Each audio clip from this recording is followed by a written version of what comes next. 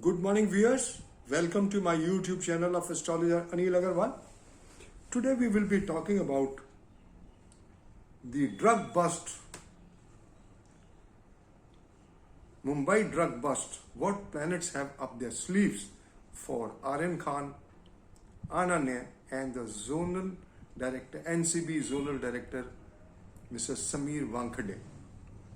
I've already discussed the the possibilities because I don't have the exact birth details, and in case when the birth details are not available, the time of birth especially, I use the progression and the declination method. Now Ananya will complete 23rd year of her life on the 30th of October, which is just right the corner, and the planets which will be influencing her life will be Jupiter and Venus. And Jupiter is fallen in Aquarius with Ketu and Moon.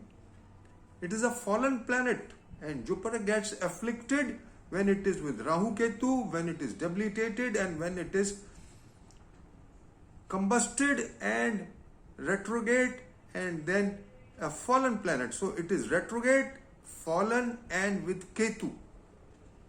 And in declination, as per declination and as per transit, Jupiter will be over Jupiter on the 21st of November. And she has Venus, which is totally combusted at 12 degrees. And Saturn, transit Saturn, is aspecting this combination of Sun and Venus by 10th aspect in transit at exactly the 12 degrees. So it clearly shows that she is bound to suffer. So now coming to the bale of Aryan, you see, it is very difficult to predict when there is no reference timings. We do not know what time the court will start, 11 o'clock, 12 o'clock, 10:30. So I have discussed the various time frames.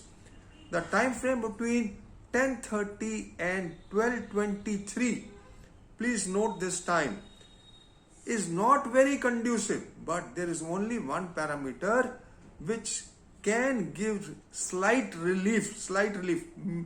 I mean slight relief. Slight relief is very little relief.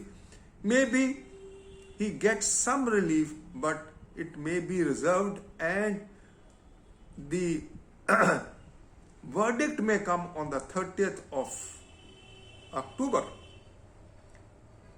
And rest of the time frames are not conducive for him to give any good results.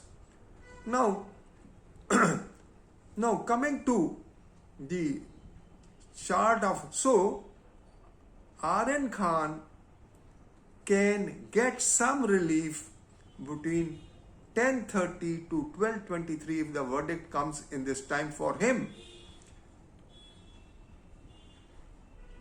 And the possibility is bleak, but the possibility we can't rule out, because all other combinations, 4-5 combinations, are not positive. I have discussed all these in my article which I wrote yesterday at 5 o'clock in the morning.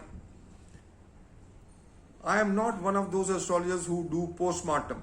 I do predictions beforehand, and even if there is no time of birth, even then I make predictions. Not a single astrologer has done this type of research and analysis.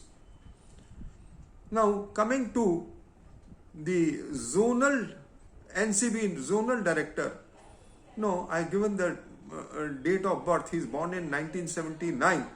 And he has very strong, and he is on the completion, whatever the date of birth, as per date of birth, the planet which is influencing him most as per declination is Sun.